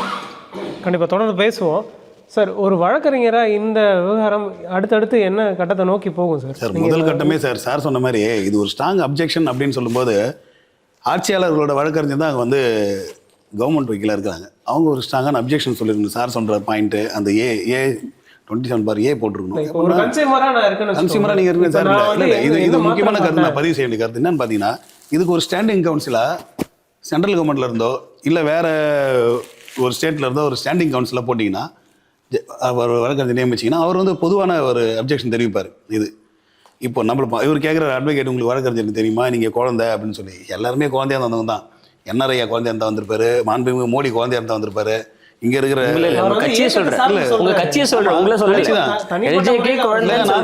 அவங்களும் குழந்தை தான். அதே மாதிரி நாங்க குழந்தையா தான் எனக்கு இருக்கு, குழந்தைனே வச்சுப்போம். குழந்தைக்கு எல்லாமே தெரியும், ஆனா பொய் சொல்ல தெரியாது, ஏமா தெரியாது, பித்தாட்டம் பண்ண தெரியாது. எங்களுக்கு தெரிஞ்சதெல்லாம் ஒரே ஒரு விஷயம் தான், சொல்லலை செயல். நாங்கள் எல்லாத்தையும் செயலில் காட்டுவோம். இதை எப்படி பண்ணணும்னு எங்களுக்கு தெரியும். இதை வந்து நாங்கள் கிட்டத்தட்ட இன்னைக்கு மட்டும் 56,000 பேர் கையெழுத்து வாங்கியிருக்கிறோம். இதை மேல்முறையீடு வழக்கு கொண்டு போகிறது CRMPன்னு சொல்லி வழக்கு இருக்குது, அதில் போடலாம். நான் பேசும்போது சார் குறிப்பிட்டதுக்கு ஒரு காரணம் என்னன்னா, இது சட்டப்படி நடவடிக்கை எடுக்கிறதுக்கு சாதாரண வாய்ப்பு இல்லை சார். இல்லை 3வது நபர் டிஃபேக்ட் கம்ப்ளைண்ட் உள்ளே கொண்டு வர முடியாது. அதுக்காக நாங்கள் பொதுநல பாதிக்கப்பட்ட மக்களை இதில் வந்து கையெழுத்து இயக்கமாக கொண்டு வந்து அதில் ஒரு ஸ்டேட்மெண்ட் வழக்கு ஃபைல் பண்ணுறோம். அந்த வழக்கில் தான் நாங்கள் இந்த கூட்டத்தில் என்னென்ன குறைபாடு இருக்குதோ அதெல்லாம் சொல்லி இந்த வழக்கை தள்ளுபடி செய்ய சொல்லுவோம். ஒன்று. இன்னொன்று, இதை வந்து சிஐடி வழக்கு எடுக்கல, சிஐடி கோர்ட்டுக்கு இமீடியட்டாக கொண்டு போகிறதுக்கு நாங்கள் டைரக்ஷன் கேட்க போகிறோம். இந்த 2 வழக்கு உயர்நீதிமன்றத்தில் தாக்கல் செய்யப்பட்டிருக்குது. இன்னும் 2-3 நாளில் நம்பர் ஆகிடும். சார், இப்போ ஒரு சாமானியராக இப்போ ஒரு மாத்திரையை சாப்பிட்ருக்காங்க, அவங்களுக்கு அந்த வியாதி க்யூர் ஆகலை. இப்போ அவங்க வந்து இந்த மாதிரியான அந்த கம்பெனியோட மாத்திரையை தான் வச்சுருக்காங்கன்ற அடிப்படையில் அவங்க என்ன பண்ணலாம் அடுத்து? அவங்க சிபிஐ கிட்ட நேரடியாகவே வழக்கு போடலாம். இந்த மாத்திரை சாப்பிட்டு எனக்கு கியூர் ஆகல அப்படின்றதுக்கு டைரக்டாக அவங்க போய் கம்ப்ளைண்ட் கொடுக்கலாம் சிபிஐ அலுவலகம். இல்லை சார், எல்லாம் எடுத்து வச்சிருக்காங்க சார், அவங்க கேரி பேக்கில் வச்சிருக்காங்க சார். என்னென்ன சாப்பிட்டாலும் அந்த மாத்திரையை ஃபுல்லாக எடுத்து கவரில் கட்டி வச்சுக்கிறாங்க. ஆனால் பயப்படுறாங்க சார். எல்லாம் யார்கிட்ட போய் கம்ப்ளைண்ட் கொடுக்குறது, எங்கே போய் கம்ப்ளைண்ட் கொடுக்குன்னு தெரியல. இல்லை என்ன விஷயம் பாதிக்கப்பட்ட விஷயம் எங்ககிட்ட நிறைய பேர் வந்து கம்ப்ளைண்ட் பண்ணுறாங்க சார். நீங்கள் தான் நடவடிக்கை எடுக்கணும். இவர் சொல்கிறார் நாங்கள் பேரணியாக சும்மா போனோம், நடைபாதை போனோம். நாங்கள் சும்மாலாம் போல, லட்சக்கணக்கில் ஒரு நாள் எங்களுக்கு வந்து புகார் வந்திருக்குது. கவரில் கட்டி வயசானவங்க எல்லாம் பென்ஷன் சார். கவர்மெண்ட் கொடுக்குற பென்ஷன் எவ்வளோங்க? 2000 3000. அந்த 3000 கொண்டு போய் அப்படியே மெடிக்கலில் கொடுத்து மருந்து வாங்கி வராங்க. அந்த மருந்து சார் சொன்ன மாதிரி வெறும் மாவு தான் பழகுது. அது அப்படியே உள்ளே போய் மாவாக சர்க்கரையாக கரைஞ்சி வேறு வழியாக வெளியே போகுது. எந்த வித பயனும் இல்லை. அதாவது சார் சொன்ன மாதிரி அவங்களோட இறப்பு எதுக்குன்னே தெரியல. இவங்க சொல்கிறார் மருந்து சாப்பிட்டு தான் இறந்தாங்கன்னு சொல்லி இது பண்ணின்னு சொல்லிட்டு காக்கா உட்கார பணம் வந்த கழியா இறப்பு இருந்தால் சார் அதை எடுத்து செக் பண்ணால் ரிசல்ட் கிடைக்காது. புரியுதுங்களா? அதான் இந்த இறப்புக்கு காரணம் யாருன்னு நிரூபிக்க முடியாது. அதை வந்து அவங்க சாதகமாக பயன்படுத்திக்கிறாங்க. இப்போ காங்கிரஸ் ஆட்சியில் தான் அனுமதி கொடுக்கப்பட்டிருக்கு, அவங்களெல்லாம் விசாரிக்கணும், அந்த டைரக்டர்ஸ்லாம் வந்து அந்த ஆட்சியில் தான் நியமிக்கப்பட்டது அப்படின்னு சொல்கிறாங்க. உங்களுடைய பார்வை என்ன? அதுக்கு நான் வந்து முழுமையாக வந்து மறுக்கிறேன். ஏன்னா வந்து இது வந்து ஒரு ட்ரேடு லைசன்ஸ் தான் இவங்க வந்து ஆரம்பிச்சிருக்காங்க. அதுக்கப்புறமேட்டு தான் இது ஃபார்மாவாக கன்வெர்ட் பண்ணியிருக்காங்க. இந்த சன் ஃபார்மான்ற அவங்க வந்து தான் இதை கண்டுபிடிச்சி எங்களுடைய பேரில் இது ஒரு டூப்ளிகேட் கம்பெனி இவங்க வச்சு நடத்துகிறாங்கன்னு அவங்க கண்டுபிடிச்சி 2022 தான் அவங்க வந்து கம்ப்ளைண்ட் அங்கே கண்டுபிடிக்கிறாங்க. பெரிய ஒரு 3 வருஷமாக அது ட்ரையலில் ஓடுது. கடைசியாக அது வந்து ஒரு சமூக ஆர்வலர் கொடுக்கப்பட்டு தான் வந்து அனுமதி கொடுக்கப்பட்டிருக்கு. இங்கே புதுச்சேரியில் மேட்டுப்பாளையத்தில் இந்த கம்பெனி வந்து ஒரு பார்மா கம்பெனி ஆரம்பிக்கிறாங்க. அதுக்கு முறைப்படியான லைசன்ஸ் எதுவுமே இல்லை. அது ஒரு குடோன் மாதிரி எடுத்து பண்ணுறாங்க. ஒரே ஒரு சாட்சி என்னன்னா, எங்கள் வீட்டுக்கு எதிர்த்த மாதிரி தவளக்குப்பத்தில் ரோகிணி நகரில் எங்கள் வீட்டுக்கு எதிர்த்த மாதிரி ஒரு வீடு, அது சபாநாயகர் செல்வம் அவருக்கு வேண்டப்பட்டவருடைய வீடு. அந்த வீட்டு உள்ள ஒரு மருந்து இது சோப்பு கம்பெனிக்கு ஒரு குடோன் வேணும்னு ஒரு வீடு. அவர் வேண்டப்பட்டவர் சார்? அவருக்கு வேண்டப்பட்டவங்க. ஆமா, அவருக்கு வேண்டப்பட்டவர். எங்கள் வீட்டுக்கு எதிர்த்த மாதிரி, உங்க வீட்டு எதிர்த்த மாதிரி, எங்கள் வீட்டுக்கு எதிர்த்த மாதிரி ஒரு குடோன் வைக்கிறாங்க. அதில் என்னன்னு கேட்டால் சோப் பவுடர் வச்சிருக்கிறாங்கன்னு சொல்கிறாங்க. கிட்டத்தட்ட 3 வருஷமா இருக்குது அது உள்ள. அங்கிருந்து தான் மருந்து அந்த பவுடர்லாம் எடுத்துகிட்டு போவாங்க, வருவாங்க, ஏற்றுவாங்க, இறக்குவாங்க. எங்களுக்கு தெரியாது அது சோப்பு பவுடர்னு நினச்சிட்டு இருந்தோம். இன்னைக்கு 24 மணி நேரமும் போலீஸ் பாதுகாப்போடு அந்த இடத்த சீல் வச்சுருக்காங்க. இந்த மாத்திரைக்கு உண்டான போலி மருந்து தயாரிக்கிறதுக்கு உண்டான ரா மெட்டீரியலை அது உள்ளே தான் வச்சுருக்கிறாங்க. இது வரைக்கும் சபாநாயகர் செல்வம் அவருடைய தொகுதிக்குட்பட்ட ரோகிணி நகர், எடையார்பாளையம் போன்ற 2 இடத்துல வாடகைக்கு எடுத்து அது உள்ள இன்னைக்கு சீல் வச்சு போலீஸ் பாதுகாப்போடு இருக்குது. அந்த மாத்திரையில் அந்த மருந்து ரா மெட்டீரியல்லாம் வந்து பவுடர், வெறும் பவுடர், சுண்ணாம்பு பவுடர்ன்றாங்க, சோப்பு பவுடர்னு சொல்கிறாங்க. ஆனால் இன்றைக்கி வந்து இது பல கோடி ரூபாய் மதிப்பான மருந்து மாத்திரைகள் உற்பத்தி பண்ணி இந்தியா முழுக்க இவங்க வந்து வியாபாரம் பண்ணி இதில் பல கோடி ரூபாய் வந்து இவங்க வந்து ஃப்ராடு பண்ணி இங்கே இருக்கின்ற ஆட்சி அதிகாரத்தில் இருக்கிறவங்க, மாண்புமிகு முதலமைச்சர் உள்ளிட்ட, மாண்புமிகு பேரவைத் தலைவர் உள்ளிட்ட அமைச்சர் பெருமக்கள் எல்லாருக்கும் சொகுசு கார் வாங்கி கொடுத்து மாண்புமிகு நிதி அமைச்சரோடு இவங்க நெருக்கமாக ஃபோட்டோ எடுக்கிறது, இதெல்லாம் பார்க்கும்போது எங்களுக்கே ரொம்ப பெரிய அச்சமாக இருக்குது. ஜிஎஸ்டியும் கட்டாமல், எந்த விதமான முறைப்படி லைசன்ஸும் இல்லாமல் இவன் இங்கே இது வரைக்கும் எந்த நடவடிக்கை கண்காணிப்புமே கிடையாது. ஒரு லேபர் கான்ட்ராக்டு, லேபர் கமிஷனர் என்ன பண்ணுறாரு, அந்த கம்பெனியை போய் வெரிஃபிகேஷன் பண்ணணும். முனிசிபாலிட்டி என்ன பண்ணுறாங்க, அவங்களும் பண்ணலை. அந்த இடத்துல இருக்கிற எந்த விதம் அந்த மருந்து துறை, கட்டுப்பாட்டு துறை இருக்குது, அவங்க என்ன பண்ணாங்க, அவங்களும் போய் பார்க்கல. இன்னைக்கு ஆட்சி காலத்தில் அப்ப கிடையாது, இப்பதான் 2022 இருந்து தான் இது நடைமுறைக்கு வருது. ரிலேட்டடாக நான் ஒரு ஆன்சர் பண்ணிடுறேன். நீங்கள் ஒரு மருந்து கம்பெனி ஆரம்பிக்கணும்னு பாண்டிச்சேரிக்கு வரீங்க, வெளியூரில் இருக்கிற ஒரு தொழிலதிபர், நான் தான் அமைச்சர்னு வச்சுப்போம், நாங்கள் எங்கள் ஆட்சி தான் இருக்குதுன்னு கூட வச்சுக்கிட்டா கூட, சன் ஃபார்மசி, அது ஃபார்மா, அந்த company original company Sun Pharma, Sun ஃபார்மசின்ற ஒரு பேரில் நான் ஒரு கம்பெனி ஆரம்பிக்க போகிறேன்னு கொடுக்குறேன். ஓகே, வந்து பார்க்குறாங்க, எல்லாமே இருக்குது, அதுக்கு லைசன்ஸ் கொடுத்தாச்சுங்க. நீங்கள் கேட்டால் நான் மறுக்க முடியாது, அதுக்கு லைசன்ஸ் கொடுத்தாச்சு, எஸ்டாப்ளிஷ்மெண்ட் கொடுத்தாச்சு. நீங்கள் ஒரு வருஷம் கழிச்சு அது உள்ள என்ன செய்கிறீங்க அப்படின்றதுல ஆய்வு பண்ணுங்க. நீங்க சன் ஃபார்மசின்னு வேற மருந்து செய்யறதுக்கு தான் கம்பெனி வாங்குறீங்க, ஆனா உள்ள நீங்க செஞ்சது சன் ஃபார்மா மருந்து மாத்திரை. அதை ஃபைண்ட் அவுட் பண்ணாதது எந்த பீரியட்லேருந்து தான் பார்க்கணுமே ஒழிய அது எப்போ உச்சத்துக்கு போச்சுன்னு தான் பார்க்கணுமே ஒழிய குற்றத்தை ரொம்ப ஈஸியாக தூக்கி இன்னொரு மேலே போடுறோம். நீங்க தானே 2022 தான் இதை வந்து பயன்படுத்திருக்காங்க. அவன் கொடுக்குறான். நீங்க எல்லா டாக்குமெண்ட்டும் கொடுக்குறாங்க. அது பேரு நீங்க உள்ள வந்து செஞ்ச மாத்திரை வேற மாத்திரை இல்ல. அது இல்லாம இப்போ இவங்க அமைச்சர் நாராயணசாமி சார் வரும் என் மேல நடவடிக்கை எடுங்கன்னு நடவடிக்கை எடுங்க தலையை வச்சுட்டாருங்க. வெட்ட வேண்டியதானே அதிகாரம் உங்க கையில இருக்கு. நீங்க நான் தவறு பண்ணிருந்தா நடவடிக்கை எடு சொல்றாரு. வாலண்டியரா நடவடிக்கை எடுங்க. நீங்க மேல நீங்க குற்றத்தை மாத்தி போடுறீங்க, நடவடிக்கை எடுங்க சொல்றாங்க. ஆட்சி அதிகாரம் உங்க கையில இருக்கு. இந்நேரம் பிடிச்சிருக்கலாமே அவரை. உங்க கையில இன்னொரு புள்ளி விவரம் சொல்றேங்க. அந்த வள்ளியப்பன் என்கின்ற ராஜா சபாநாயகர் செல்வம் அவர்களோட 7 முறை ஒரே விமானத்தில் 2 பேரும் ஒரே பேக்கேஜ் டிக்கெட்டில் போயிருக்காங்க. அவரோட பாட்டியாலா நீதிமன்றத்தில் 3 முறை அவர் போய் அட்டன் பண்ணும்போது இவரும் கூட போயிருக்கிறார். யார்? ராஜா என்கிற வள்ளியப்பன், சபாநாயகர் செல்வம் அவர் தனிப்பட்ட வழக்குக்காக பாட்டியாலா நீதிமன்றம் போகும்போது இவரும் கூட போயிருக்கிறார். அவங்களுடைய தனி செயலாளர் பரிந்துரையின் பேரில் தான் அவர் அங்கே தங்கியிருக்கிறாரு. நிதி அமைச்சரை போய் சந்திச்சிருக்கிறாரு. நிதி அமைச்சர்கிட்ட வந்து கனரா வங்கிக்கு 80 கோடி ரூபாய் வந்து கடன் உதவி பெறறதுக்கு அவர் வந்து பரிந்துரை பண்ணியிருக்கிறாங்க. இது எல்லாம் வெட்ட வெளிச்சமாக வந்து போச்சு. இன்னைக்கு இன்னும் ஆதாரபூர்வமாக எடுத்து வரல. இன்னும் ஒரு சில நாளில் வந்துடும். இன்னும் நிறைய ரெக்கார்டெல்லாம் எடுக்கிறாங்க. இந்த ராஜா என்கின்ற வள்ளியப்பன் இங்கே சத்தியமூர்த்தி என்ற ஐஎஃப்எஸ்க்கு ரொம்ப நெருக்கமானவர். இந்த விஷயம் எப்போ பெருசாக இருந்ததுன்னா, சந்தனக்கட்டையை வந்து மங்களம் தொகுதியில் இருந்து இவர் கடத்தும் போது இவர் உடந்தையாக இருந்தார். வனத்துறை அதிகாரியாக இருந்த சத்தியமூர்த்தி உடந்தையாக இருந்தார்ன்றது ஏற்கனவே ஒரு கம்ப்ளைண்ட். அப்போ இருந்தே இந்த சத்தியமூர்த்திக்கும் இந்த ராஜா என்கின்ற வள்ளியப்பனுக்கும் நிறைய நெருக்கமான உறவு இருக்குது. இப்போ சிபிஐ கூட எங்களுக்கு திருப்தி கிடையாது.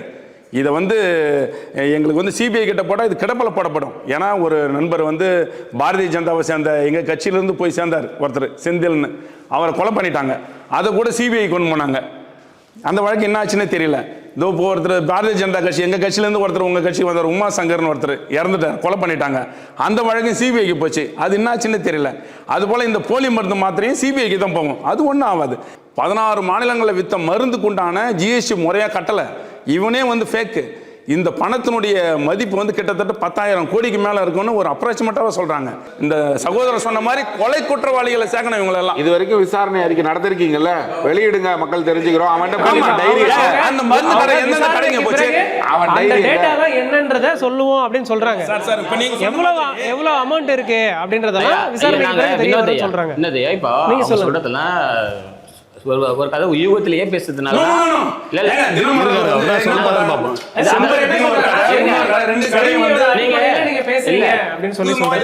உங்களுக்கு தேவையானதை மட்டும் ஞாபகம் வச்சுட்டு மத்ததெல்லாம் கடந்து போறதா செலக்ட் அம்னீசியா. காங்கிரஸ் கட்சிக்காரர்கள் பிரதமருடைய பக்கத்துல பிரதமர் மந்திரியா இருந்து பிரதமருடைய அலுவலக மந்திரியா நாராயணசாமி இருந்து அப்பழி கற்ற அற்புதமான தலைவர்.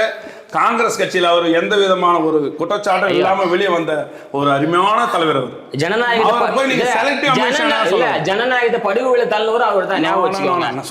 குறுக்கையில இதே நெல்தோல் தொகையில தேசியமானவர் அவர் தான். நல்ல விஷயம் வந்தீங்க, மாறாதீங்க. ஓட்டு போட்டு தான் வந்தாரு. என்ன பேச விடுங்க. எனக்கு ஒரு டவுட். நான் ஒரு 5 வருஷமா ஒரே கார் தான் வச்சிருக்கேன். ஆனா இந்த 5 வருஷத்துல 10 கார் மாறி உங்களுக்கு. ஆனா 10 கார் மாறி. ஏன் அந்த 10 கார் மாறுது? ஒரு காரம் 50 லட்சம் சார். இதுக்கு முன்னாடி இனோவா கிறிஸ்டா வச்சிருந்தாங்க, அப்புறம் எம்ஜி குளோஸ்டர் வச்சிருந்தாங்க, அப்புறம் என்னது இனோவா அரசு கார தனி காரா. ஒரு நிமிஷம் தெளிவுபடுத்துங்க. என்ன தெளிவுபடுத்துங்க. குற்றச்சாட்டு போற அதுவும் திரும்ப சொல்றேன். உங்களுக்கு புரியல இல்ல.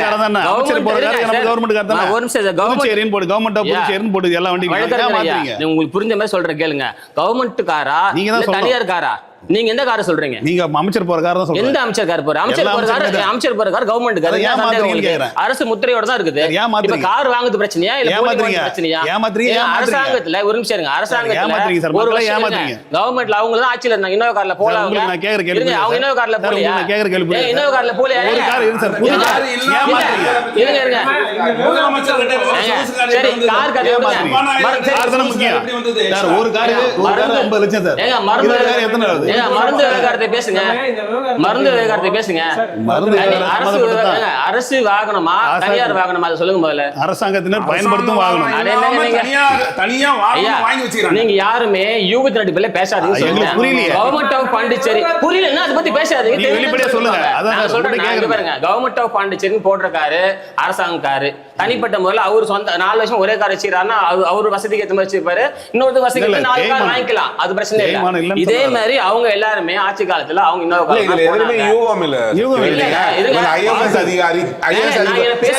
அதிகாரியை கைது பண்ணி உள்ள போயிட்டு வந்தாரா இல்லையா? அவர் உங்க கட்சி சேர்ந்தவரா இல்லையா? அவரோட கவர்னர் போய் உட்கார்ந்தாரா இல்லையா? மோடிக்கு பிறந்த நாள் எடுத்தாரா இல்லையா? இவர் யாரு? 15 கோடி ரூபாய் சாதாரண போட்டா ஒரு வியாபாரி கொடுத்தான்னு கைது பண்ணி உள்ள போயிட்டு வராரு. நீங்க எல்லாத்தையும்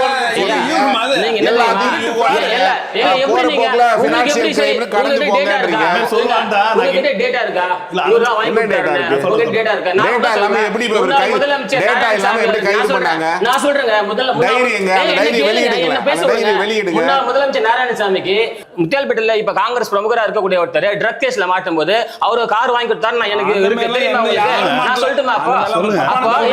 அதே ட்ரக் கேஸ்ல இருங்க, அதே ட்ரக் கேஸ்ல திமுக சேர்ந்தவர்கள் அந்த போட்டோ எடுத்தாங்க. அந்த போட்டோ நான் சபாநாயகர் காட்டுறேன். இது போல சாமர்த்தியமான பேச்சல அப்ப நீங்க ஏன் கார் மேட்டர் பேசுனீங்க? அப்போ கார் மேட்டர் இதோட தொடர்புடையது. மருந்து விவகாரத்தை பேசுங்க. வந்து இன்னைக்கு மருந்து விவகாரத்தை பேசினா நான் பேச ரெடி. நீங்க போலீஸ் கார் எடுத்தா நான் ட்ரக் எடுப்பேன்.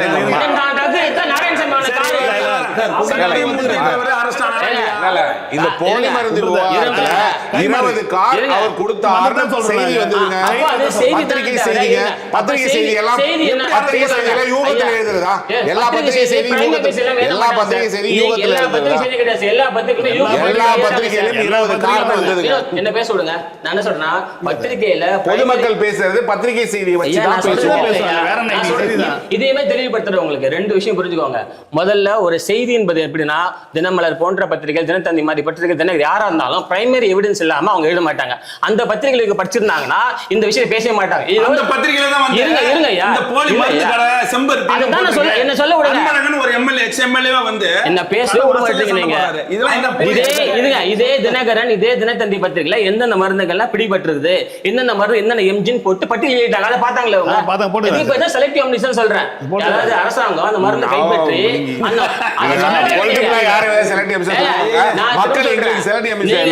ஒரு முன்னாள் எம்பியோ முன்னாள் அமைச்சரும் பேட்டி கொடுக்கிறாரு. அதை நம்புவோமா? பத்திரிகைகள்ல செய்தி வருது, இதெல்லாம் மக்கள் எதை நம்புவாங்க? நீங்க பேசவே விட மாட்டீங்க. நீங்க இன்டர்வென்ஷன் பண்ண அடி பேச முடியும். முதல்ல இந்த போலி மருந்து விவகாரம் பொறுத்த வரைக்கும் வெரி கிளியர். கவர்மெண்ட் ஆக்ஷன் எடுத்திருக்காங்க, சிபிஐல வழக்கு போட்டிருக்காங்க. அது எதிர்கட்சியில் கேட்ட மாதிரி ஆனது. கூடுதலா தேசிய புலனாய்வு அமைப்பு அவங்க மீது நடவடிக்கை எடுப்பதற்கான நடவடிக்கை எடுத்திருக்காங்க. சிபிசிஐயோட வழக்கு தான் அவங்க பெயில் வாங்கியிருக்காங்க. இது ஃபர்ஸ்ட் கிளாரிட்டி. அரசாங்கத்தின் மீது எந்த சந்தேகம் உங்களுக்கு வேணாம். ஏவல் துறை இதெல்லாம் வந்து அந்த காலத்துல இருந்து இந்த காலத்துல கேட்கல. நான் கேட்கறது ஒன்னோட நடவடிக்கை எடுக்கப்பட்ட அரசாங்கம். First point. செகண்ட் பாயிண்ட், எந்தெந்த மெடிசன்லாம் வந்து போலியோ தயாரிச்சாங்கன்னு ஃபார்மா ட்ரக் டிபார்ட்மெண்ட் அது வெளியிட்டிருக்காங்க. எல்லா பத்திரிகையும் வெளியிட்டிருக்காங்க. நான் செல்போன்ல இருக்க அந்த போட்டோ நான் வச்சிருக்கேன், எடுத்து அனுப்புறேன். பேப்பர் உங்களுக்கு அனுப்புறேன். நீங்க அந்த வெளியிடுதல நீங்க நடத்துற சேனல்ல கீழே போடுங்க. எல்லார் போட்டோவும் நீங்க போடுறீங்கல்ல, எந்த மருந்து வெளியிட்டாங்கன்னு போடுங்க. மூணாவது பாயிண்ட், இவங்க எல்லாருமே பொலிட்டிசைஸ் பண்றாங்க. இது எல்லாத்தையுமே நடவடிக்கை எடுத்த அரசாங்கம் வந்து இப்போ வரைக்குமே அந்த மருந்து குடோன்ல சீல் வைக்கப்பட்டு மேலும் அந்த இந்த இடங்களை பரவாத அளவுக்கு நடவடிக்கை எடுத்துக்கும் சட்டம் தன் கடமையை செய்கிறது. யாரும் யாருக்காகவும் இல்லை. காங்கிரஸ் ஆட்சி காலத்திலேயோ இல்லை மற்ற எந்த ஆட்சி காலத்திலையுமோ டெல்லிக்கு போய் நிறைய பேர் 10-20 பேர் கூட்டிட்டு போவாங்க, அவங்கள பார்ப்பாங்க, அலுவலர் சந்திப்பாங்க, எல்லாம் செய்வாங்க. ஆனா அந்த ஒரு புகைப்படத்தை மட்டும் வச்சு ஒரு சபாநாயகரையோ இல்லை குறிப்பிட்ட அரசியல்வாதியோ இவங்களால வந்து குறை சொல்ல முடியாது, குற்றம் சொல்ல முடியாது. பிஜேபி அரசாங்கம் பொறுத்த வரைக்கும் முன்னாள் இப்போ இருக்க அமைச்சர் வந்து சொல்லியிருக்காங்க, வெள்ளை அறிக்கை வெளியிடப்படும். 2 நாள் முன்னாடி பேசியிருக்காங்க. சிபிஐ வழக்கு மேற்கொண்டு கொண்டு செல்லப்படும். இந்த புதுச்சேரி மாநிலத்தை பொறுத்த வரைக்கும் மக்கள் பதட்டம் அடைய வேண்டாம். இது எதிர்கட்சிகள் பெரிய பூதாகரமாக்குறாங்க. அந்த விஷயம் கிடையாது. அனைத்தும் கட்டுப்படுத்தப்பட்டுள்ளது, கட்டுப்பாட்டில் உள்ளது. இப்போ இருக்கிற எல்லா மருந்து கடையிலும் தெளிவான சரியான மருந்துகள் விற்கப்படுகின்றது. மருந்து போலி மருந்துகள் புழக்கத்தில் இல்லை. 14 உடன் சீல் வைக்கப்பட்டிருக்கிறது ஆதாரபூர்வமாக இப்ப சொல்லுகின்றோம். மக்கள் தைரியமாக மருந்துகளை வாங்கி சாப்பிடலாம். எந்த அச்சுணர்வும் தேவையில்லை.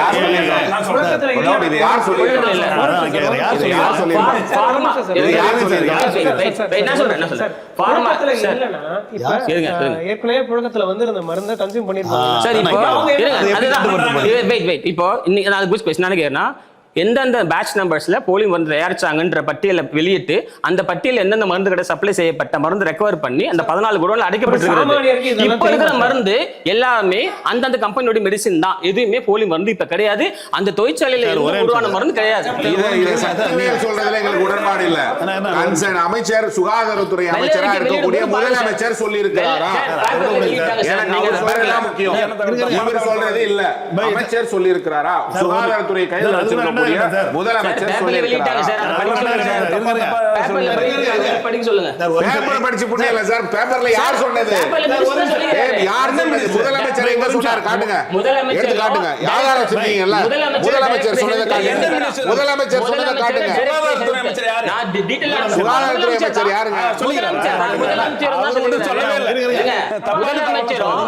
காட்டுங்க, எடுத்து காட்டுங்க. முதலமைச்சர் டைரக்டர் ஹெல்த் தான் அறிக்கை வெளியிடுறாங்க. அந்த அறிக்கை நான் உங்களுக்கு கொடுக்குறேன், பாக்குறீங்களா? நீங்க ஏங்க உங்க மேல குற்றம், சபாநாயகர் மேல குற்றம் சொல்றாங்க, உடனே நீ பதவி விலக வேண்டியது தானே? அப்பதானே வந்து விசாரணை நியாயமே நடக்கும். நீ வந்து பதவியில் இருந்துனே இருந்தா எப்படி நடக்கும்? இதுதான் பிஜேபியோட திறமைசாலித்தனம். மத்திய அமைச்சர் ஒன்று பேசுவார், அவர் பார்த்தீங்களா இந்த செலக்டிவ் அம்னிஷியா, அது ஊர் ஃபுல்லாக பழகிட்டு நம்மள டம்மி ஆகிட்டாங்க. அது மாதிரி சில வார்த்தையை பேசி பேசி இவரும் பழகிட்டு அதெல்லாம் அவர் தான் அப்படி தான் பேசுவார். சார் ஒரு அருமையான கேள்வி கேட்டால் திருப்பி அதை நான் முதல்ல கேட்க வரும்போது குறுக்கிட்டார். என்னன்னா எல்லாத்தையும் எட்டுமே குடோனில் போட்டிங்க, நாங்கள் அதை பற்றி பேச வரல. பல கோடி மருந்து வெளியே போயிருக்குல்ல. ஆமாம், எத்தனை மெடிக்கலுக்கு தெரியுமா? எனக்கு எத்தனை சாராய கடைன்னு சொல்ல தெரியும். ஏன்னா லிஸ்ட்டாக தான் இருக்குது. பார் இருக்குது, ரெஸ்டோ பார் இருக்குது, இந்த பார் இருக்குது, 9,000 பார் இருக்குது, லிஸ்ட் எல்லாம் மாத்திரன்னு சொல்ல தெரியல சார். அவ்வளோ மருந்து மாத்திரையும் போய் ஆய்வு பண்ணி இதை மாதிரி சம்மந்தப்பட்ட மாத்திரைலாம் எடுத்துன்னு வந்தீங்களா? எந்தெந்த காரில் எவ்வளோ மாத்திரம் வெளியிட்டீங்களா? அதுதான் வெள்ளை அறிக்கை. இவர் என்ன சொல்றாரு, எல்லா மருந்தையும் கொண்டு போய் மூலப்பொருளையும் கொண்டு போய் குடோன்ல வச்சுட்டாரு. அதை நான் கேட்கவே இல்லையே.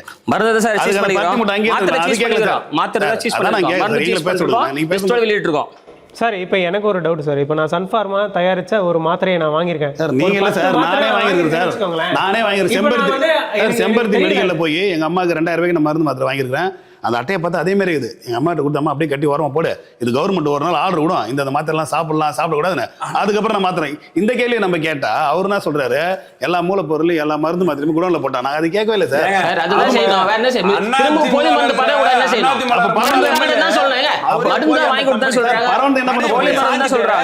இப்போ நான் ஒரு மருந்து வாங்கிட்டேன், 10 மாத்திரை வாங்கிட்டேன். அவங்க சன்ஃபார்மா தயாரித்த மருந்தாக இருக்குது.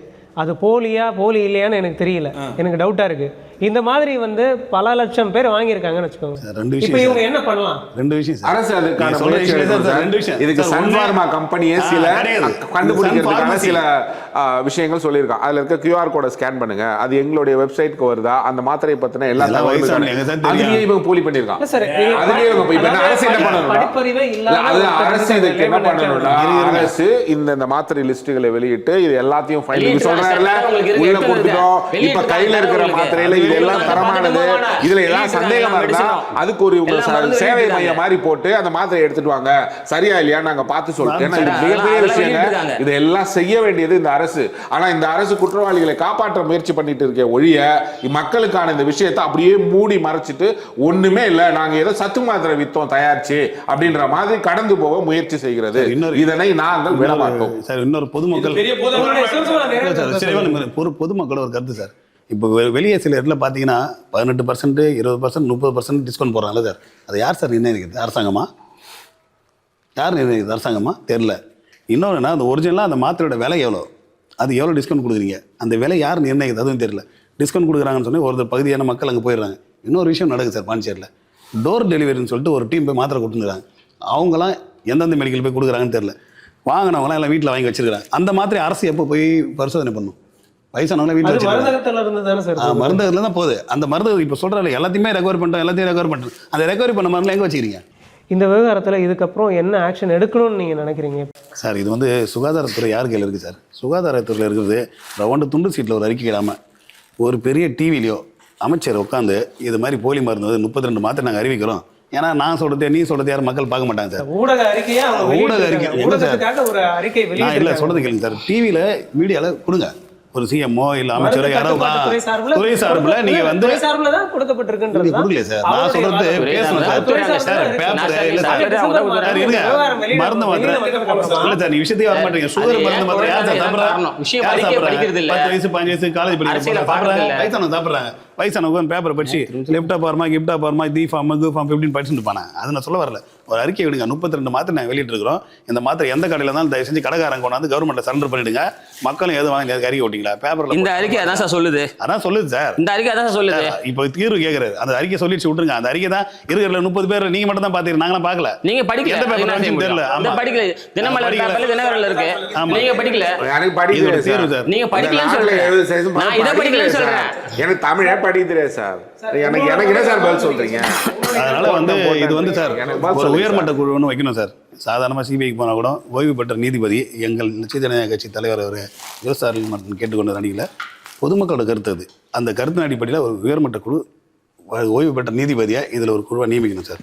ஏன்னா அவங்க சைடில் எங்களுக்கு நம்பிக்கை இல்லை, இவங்க சைடில் நம்பிக்கை இல்லை. நாங்கள் பொதுமக்களாக வந்திருக்கிறோம். இவர் சொன்னமே நாங்கள் குழந்தை கூட வச்சுக்கோங்க. இந்த குழந்தையை காப்பாற்றுங்க.